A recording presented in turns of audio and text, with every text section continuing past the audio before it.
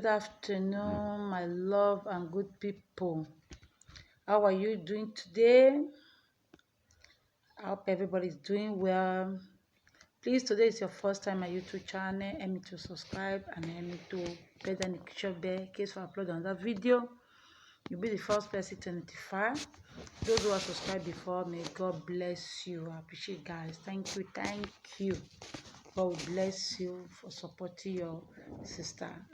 Everything they put your hand on will be good for you in Jesus' name. I want to talk story. Get one message when my friend sent for me today. Which I put to a friend.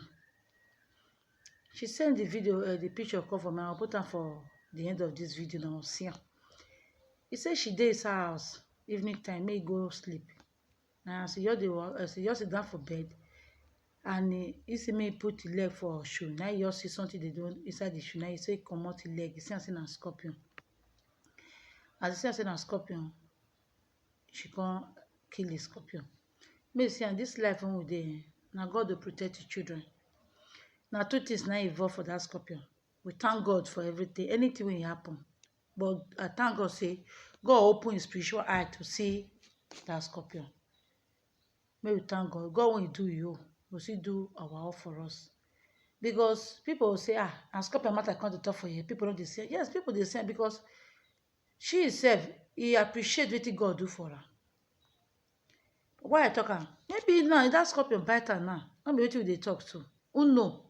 Maybe a natural scorpion or na something. Because something happened to somebody send a scorpion for her. Nobody knows. Because the world is full of wickedness now. That scorpion now, he bite her now. Not be this one we will talk. Who know what it be happen to the lady? May God bless his spiritual eye and physical eye when it see him. And we I thank God for his life. We not let that kind of happen to her. You see one thing when I want to talk. Again, one video when one news when I watch for here 3 days ago. Person when use the hand pack motor, he come down for motor, may he go do sport. He just died there. Nothing happened to them, nobody touch her, nothing. Only your fall die. They come carry am, put for the tire and cover am. They want carry am comot. The motor they come turn am comot. The motor go get to go carry am, go help am. Na so life be. We dey pray make God dey protect us. Many people dey come out go work, they not come back. See bridge when I look today for news, bridge just scatter. And people dey on top of that bridge, people the motor dey pass. Nobody no expect am. So we dey thank God, we dey sleep, we wake up, na great thing for us. I don't know about you. For me, I dey see today wey God create. I say, God, thank you. If you who dey alive not dey pursue money, who don't die not dey pursue money again. We thank you. I thank God for my life. I thank God for the life of everybody. But we dey thank God every day, and I know even so 1 minute, you take sit down. You say, God, thank you. Sickness the key. You know they reach our side. See millions of people with Boko Haram kill for Africa now, for Nigeria. See am. But you be among those who they live for this life today. Say, God, thank you. I don't get it. I want to talk too much for this place. For this my video today. I'll come say, God, thank you. God, thank you for everything. Now only God thank you. Now I can't talk for you because if my mouth, now if my body na mouth, you know, reach me to say, God, thank you. That's the time I sleep with that scorpion, or you can't sleep for bed. You can't know what for happen to that to run. Nobody know. Many things they happen.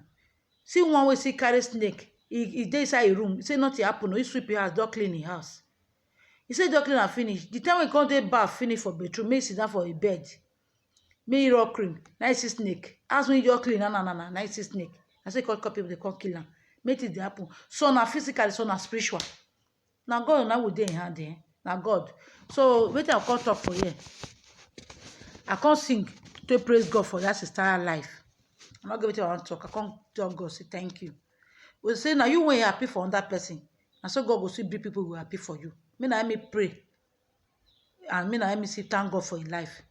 The same I can say when I want to see today, me I not vessel my lovely sister. Everybody they learn for this life. I see they learn. May God help us. I am not alone. I am not alone. I am not alone. Jesus is with me. I am not alone in this world. I am not alone. I am not alone. My God is with me. We are not alone. We are not alone. We are not alone. Our God is with us. Every day by day, e no go be enough for me to say, God, thank you. Bible said that God said that if human being no appreciate am, he go raise stone to cut am. For God to raise stone, me I dey enough to say, God, thank you. Sickness dey kill, no reach our side, no reach our children, no reach our husband, no reach our wife, no reach our family. God, thank you.